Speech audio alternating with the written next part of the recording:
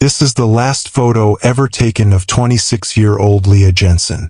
Smiling, alive, hiking alone into the vast wilderness of Red Pine National Forest. 7 months later, rangers stumbled upon her backpack. It was just sitting there, perfectly upright against a mossy rock, untouched by time or weather. But it's what they found inside that has baffled everyone who's heard the story.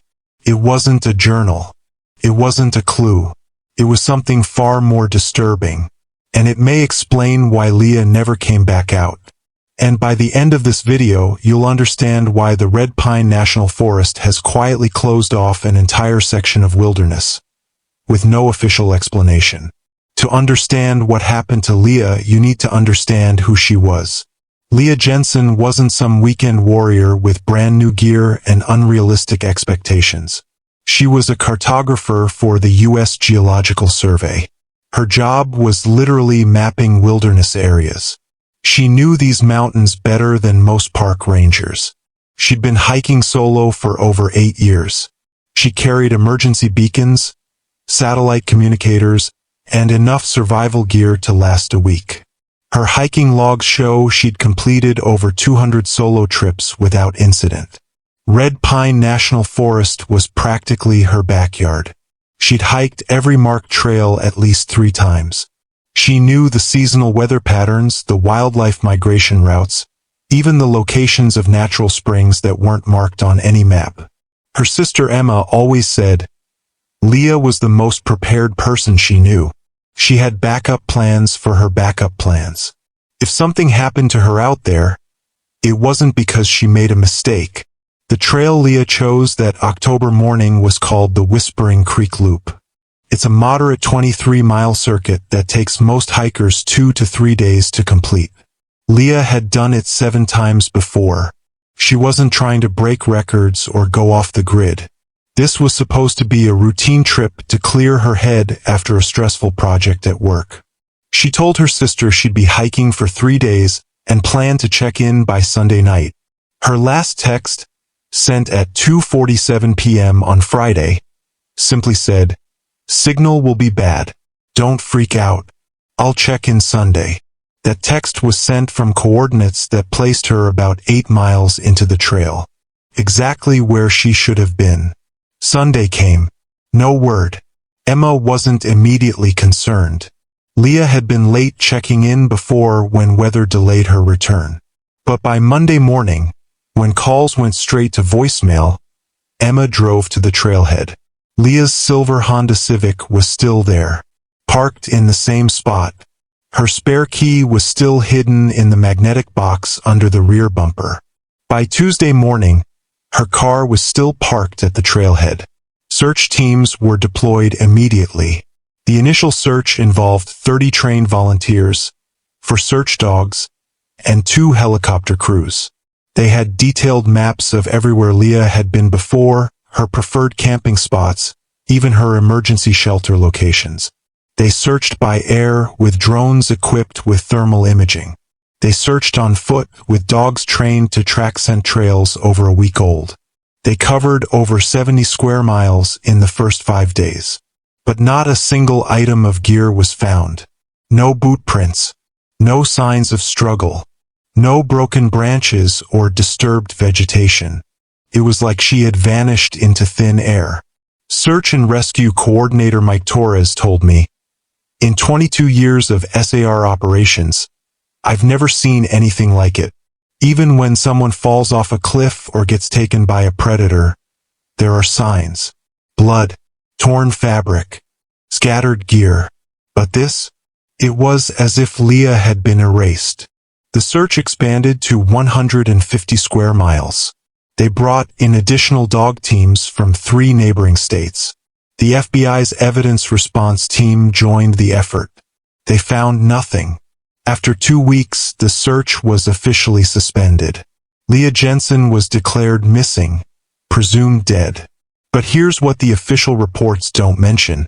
3 different search dogs exhibited unusual behavior in the same general area about 12 miles from the trailhead.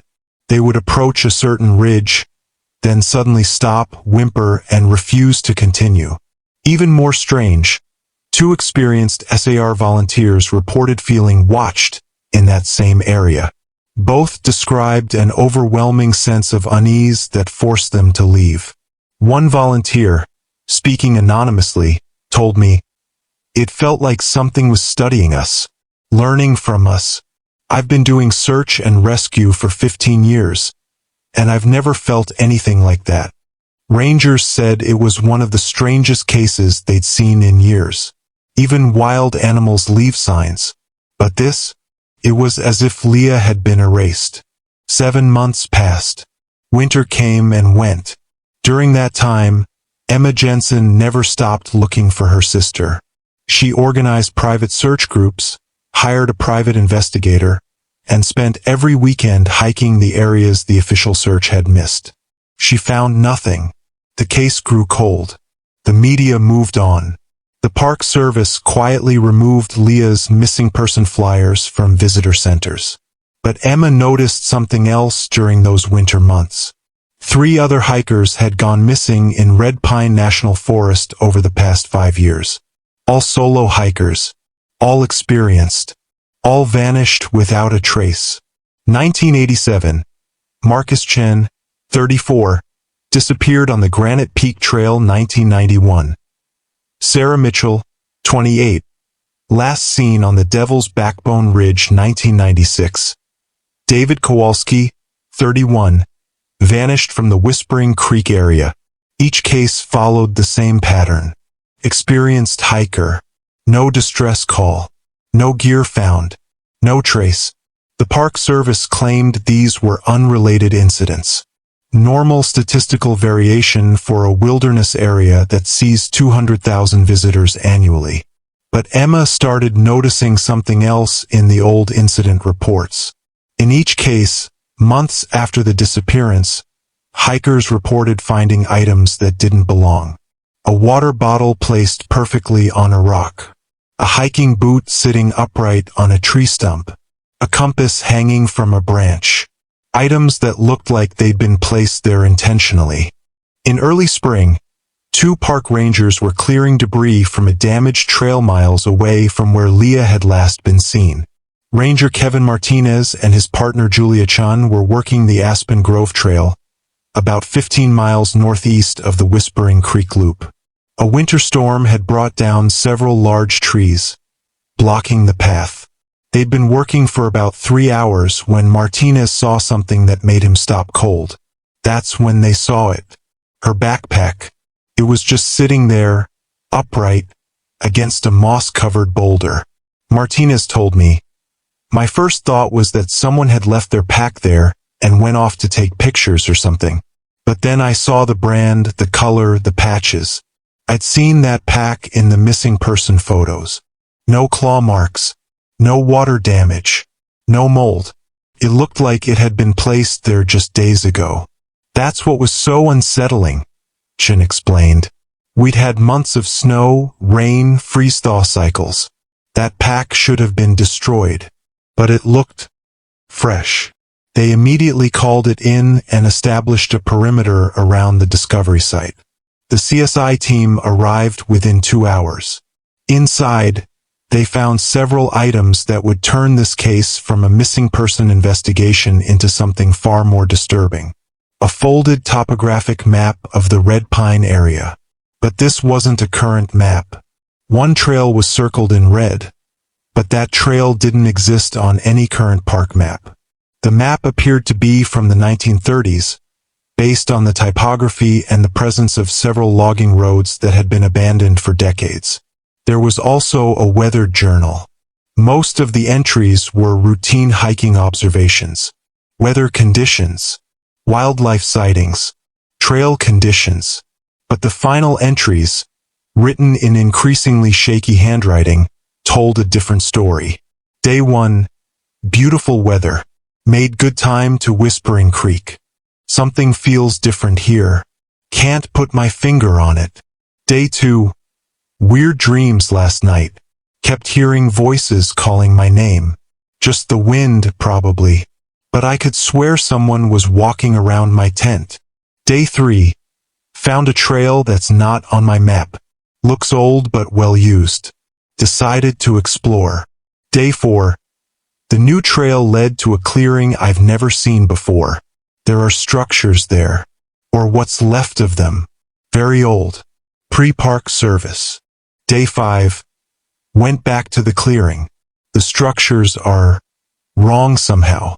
The angles don't make sense. And there are symbols carved into the trees. I'm going to take photos. The final page was torn, but one entry stood out.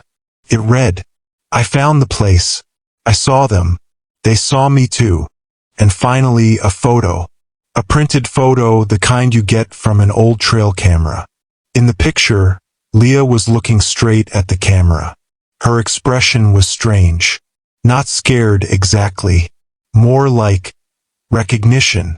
Behind her stood a blurry figure. No face. No visible gear.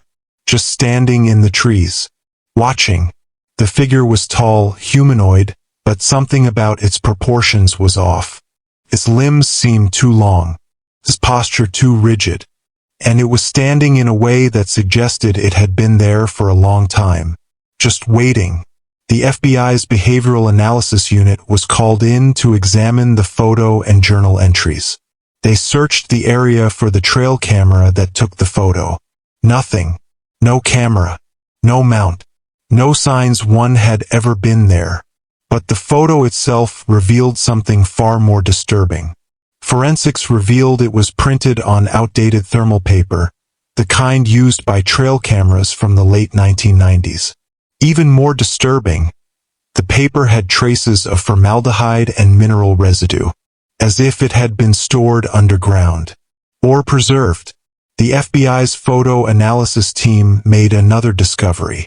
The timestamp on the photo showed it was taken at 11:47 p.m. on October 15th. That was 2 days after Leah's planned return date. But here's the really disturbing part. The photo was taken from an angle that would have placed the camera about 8 feet off the ground. There were no trees or structures in the background that could have supported a camera at that height. That red circle on Leah's map? A historian at the local university helped identify the location. It matched a long-abandoned trail last seen on Forest Service maps from 1934. That trail had been closed after 3 loggers mysteriously disappeared. The official report from 1934 stated that the loggers had been working in a remote section of the forest when they failed to return to base camp. A search party found their equipment abandoned at a worksite, but no sign of the men. Local newspapers from the time mentioned something the modern reports left out. Back then, old-timers in the area talked about shadow things. Beings in the forest that mimic hikers, lure them deeper, and replace them. The 1934 incident report, buried in the county archives, included witness testimony from other loggers who claimed to have seen figures in the forest that looked like their missing colleagues. They looked like Jim and Frank and Eddie, one logger reported. But they moved wrong. And their eyes were like looking into a deep well. One ranger, off the record, said something that still gives me chills. He said, "The strange part wasn't that we found her pack. It's that it looked like it had been waiting for us. Like she wanted us to find it." After Leah's backpack was found, Emma Jensen convinced a local journalist to investigate the other disappearances. What they found was a pattern that had been overlooked for decades. Every disappearance in Red Pine National Forest had occurred within a 5-mile radius of the same area. The area where the old 1934 trail had been. And in each case, months after the disappearance, other hikers reported strange encounters.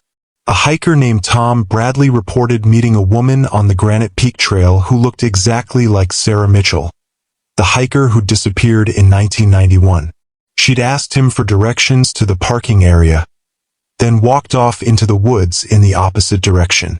"I didn't realize who she was until I saw her photo in the newspaper later," Bradley said. "But I remember thinking there was something off about her. She didn't blink. Not once during our entire conversation."